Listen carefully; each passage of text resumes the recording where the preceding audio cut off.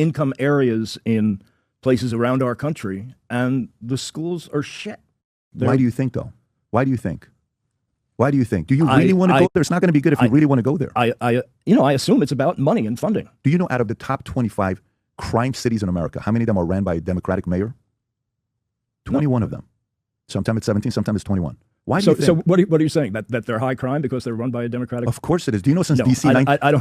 That is the logical fallacy. No. But do you know DC? I want to talk about the logical fallacy. Do it. I want to hear. Please break down my argument. It's the logical fallacy of post hoc ergo propter hoc. Right. After it, therefore because of it.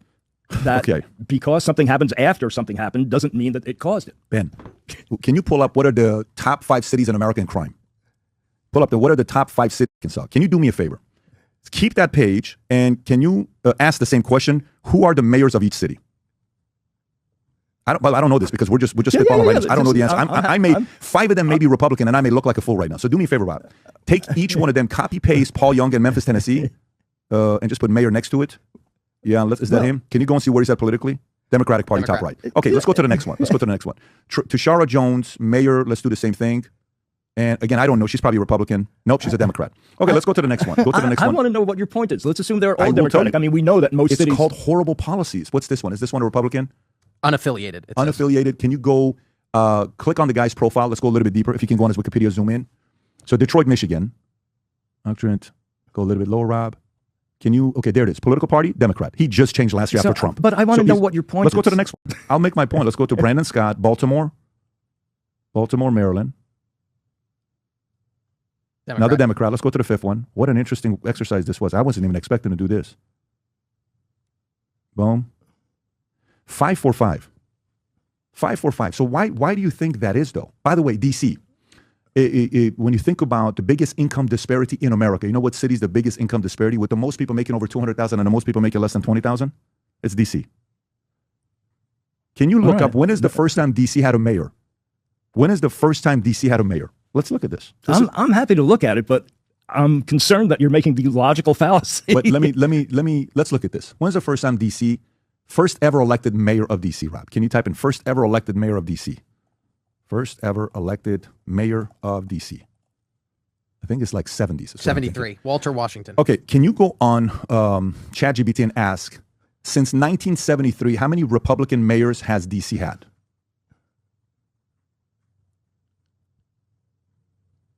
Zero. So here's my question for you. If all these people, look at that, Walter Washington, Democrat, Marion Barry, Democrat, Sharon Kelly, Democrat, Marion Barry again, Democrat, Anthony Williams, Democrat, Adrian Fenty, Democrat, Vincent Gray, Democrat, Muriel Bowser, Democrat. If they've had this city as a Democratic voter since 1975 and they are so noble and they have such great policies and they're black, how come they haven't been able to fix it? Why? I don't know. You don't know? No, I don't. You don't think maybe it's bad policies? You don't think it's that maybe we have to try something else? Well, like what? So let me ask you, why do you think Trump got elected? Why do you think Trump won?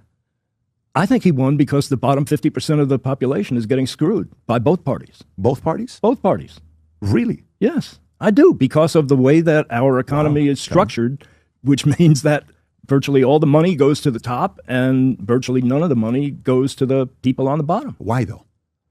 Because of the laws and the regulations. So why do you think so many blacks, why do you think so many Hispanics voted for Trump like we've never seen before? So why do you think the poor, low, middle-income support for Trump skyrocketed, where Kamala Harris, who is, according to her, African-American, Jamaican, Indian, we don't know what she is, or Biden, why is it that even with her, she lost 7 battleground states and she lost the majority? Why do you think that is? Why do you think black people and Hispanics trusted a white guy, Trump, Republican, more than they trusted an African-American lady to solve their problem? I think people were really unhappy with the status quo, and I think they voted for not the status quo. I actually believe that that if voting for Bernie was an option, he would have won. Against Trump?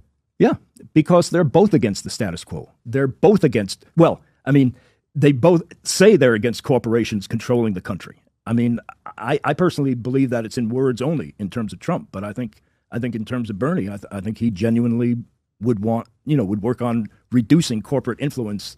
I mean, the whole, I mean, when we talk about capitalism, I mean, capitalism ends up having a small number of people accumulate a huge amount of wealth, and then you have the Supreme Court saying that, well, money's the same as free speech, and therefore we can't regulate spending in elections. And what we have in our country is a system of legalized bribery. And it used to be that the corporations and the rich and the wealthy were influencing legislation, and they were influencing who gets elected. And now they are who's getting elected.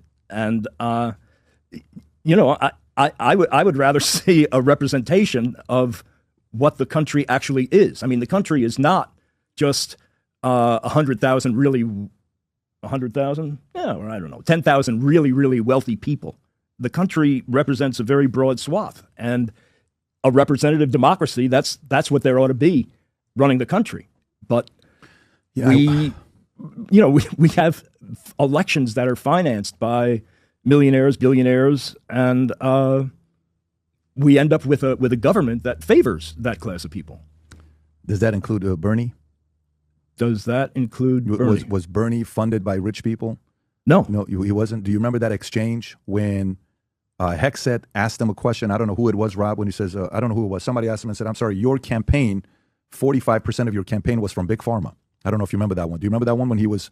No, I don't remember. Well, who's 45% of I don't know what the percentage... Whose campaign was from Big Pharma? Bernie Sanders. No, that is absolutely, totally, 1,000% incorrect. Well, I mean, he got very upset about it because...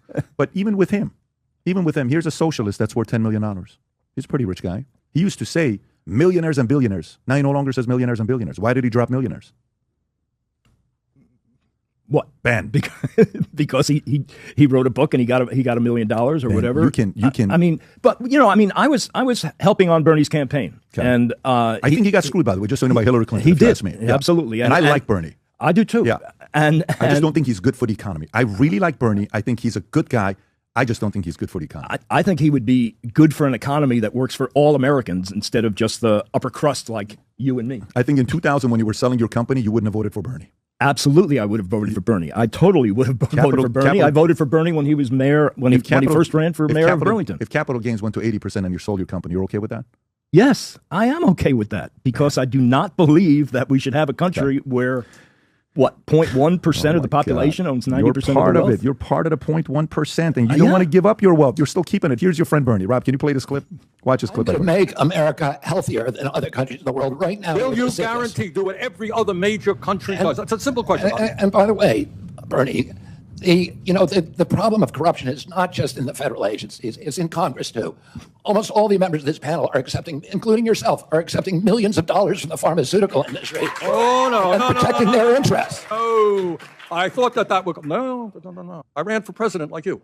I got millions and millions of contributions. They did not come from the executives, not one nickel of PAC money from the pharmaceutical industry. They came from workers. In 2020, you were the single largest because I had full contributions from workers all over this country. Workers, you were not a nickel from corporate tax. You were the single largest acceptor of pharmaceutical dollars. No, from workers in the industry. 1.5 million. Yeah, out of 200 million. All right, but Bernie didn't like you that have not answered. Last question. So again, the hypocrisy in politics is a little bit frustrating because I understand Bernie says, well, we got to do the millionaires and billionaire class. The moment he becomes a millionaire, he drops a millionaire. He just wants to bash the billionaires now. I don't want to take any money. 1.5 million comes. The eventual challenge is the hypocrisy that shows up. And I think that's the part that Americans are tired of it. They're just sick of the games that politicians play. And they're eventually saying they're done with it. When I was working with Bernie, he was saying billionaires should not exist. And, that struck me as kind of weird. I mean, I said, why shouldn't billionaires exist? Why should